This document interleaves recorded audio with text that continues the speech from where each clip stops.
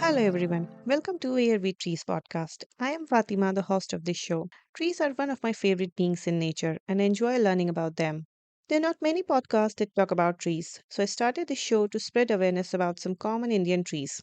Every week, I share my stories related to the tree of the week, describe it to you in detail, and then help you with keys to identify it in the wild. So come along with me, let's explore the beautiful world of trees. This tree is not native to India, yet it is impossible to imagine a garden or a park in India without at least one specimen of this tree. A fruit market is incomplete without a mound of its fruit. This is guava, the tree with pastel green fruit that Indians love to eat in summer with a dash of salt and chili powder. Before I go ahead and talk about this tree, I will relate my early childhood memories to you, in which a small guava orchard graced our home garden. In my very early childhood, we lived in a company bungalow which was surrounded by a large garden from two sides and a yard in the back. While an ancient looking mango tree and disheveled custard apple tree grew in the backyard, the garden space was taken up by many guava trees along with jamun, plumeria, bay, neem, pomegranate, and lemon trees. The hibiscus and jasmine bushes grew in large clumps all around the place. We tried to tame the garden every now and then, but mostly left to its own. Sometimes it looked well organized, and sometimes wild mushrooms took over the space and grass grew tall. Regardless of how it looked, we sisters loved to play there. We spent many hours in that garden, climbing the guava trees, chomping the fruits, and being no less notorious than the parrots who raided the trees. It was normal to get tangled in and scratched by the rose bushes. The trees gave so much that we always had surplus fruits to share with family and friends. And even then, extra fruits had to be turned into jam because there was only so much guava we could eat, unlike the parrots, of course. During peak fruiting season, the squawk and chatter of different kinds of parakeets echoed in the canopy. They loved eating the small seeds of the guavas and strewing the ground with half eaten fruits. I was too young at that time, so to recall many small things, I took help from my mom.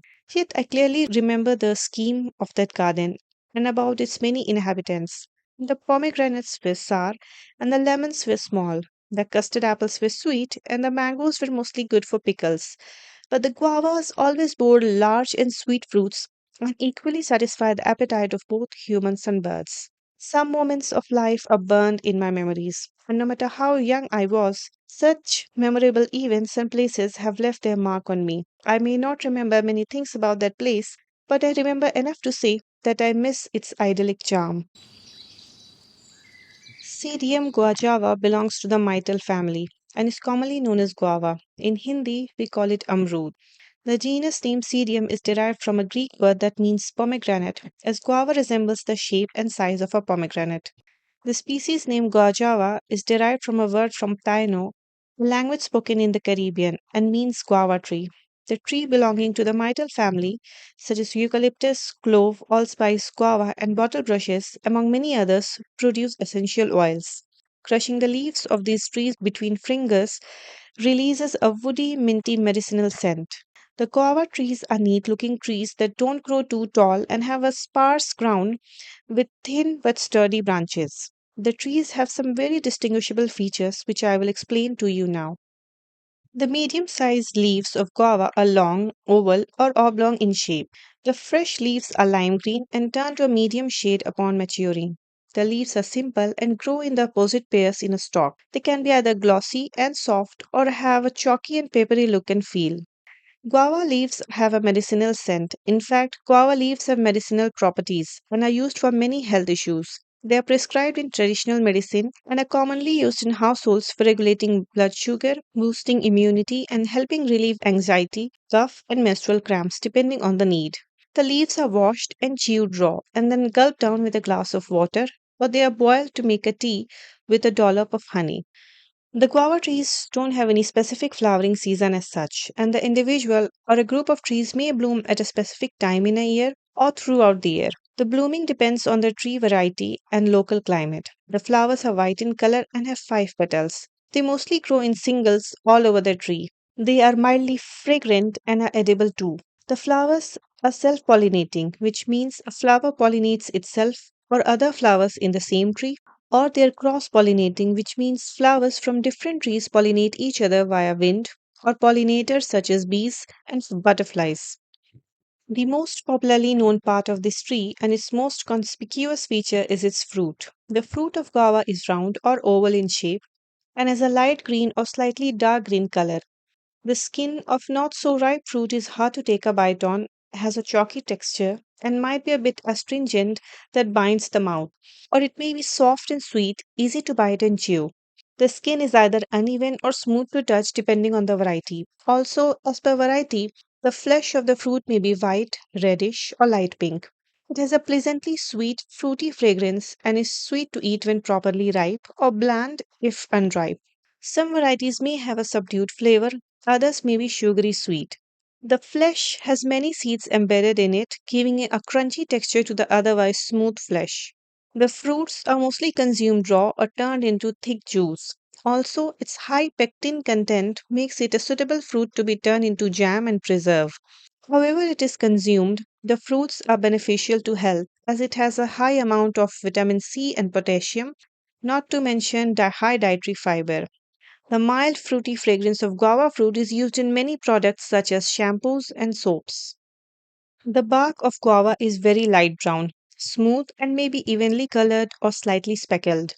It has a distinct flaky bark that peels off easily and has a paper like texture and makes a satisfying crispy sound when peeled off. The wood of guava is hard, which may seem surprising when looking at small fragile trees.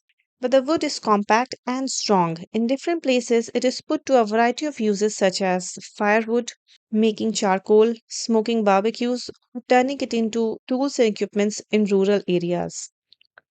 The native habitat of guava is Central and South America. In India, it is so widely found that it is almost impossible to believe that it's not a native tree. Not only are the trees cultivated on a large scale for commercial purposes, but they are also a favorite choice among home gardeners and are easy to spot in public parks and open spaces. In fact, India is the largest producer of guava fruits. Thanks to the Portuguese who brought the tree to India in 17th century, guava is easily available here in both the rural and urban markets and is lovingly consumed by many Indians on hot summer or cool rainy days with a dash of black salt and chili powder. The fruit is easy to pluck as the branches are low hanging and the trees are not too tall. The trees are a favorite haunt of many frugivore birds such as pigeons and mynas that can pierce the thick skin of the fruits. The most notorious of all the birds, though, are parrots.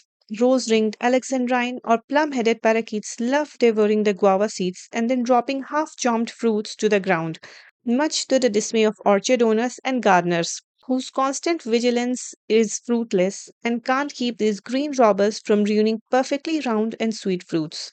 The guava fruits are also eaten by many other animals such as monkeys, fruit bats, squirrels, etc.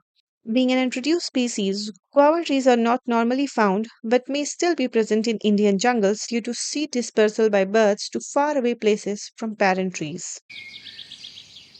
Now that you know all about this tree, it's easy to pick out the features that make this tree identifiable in the open spaces. For starters, if it's a fruiting season, the round or oval, medium sized green fruits are easy to spot.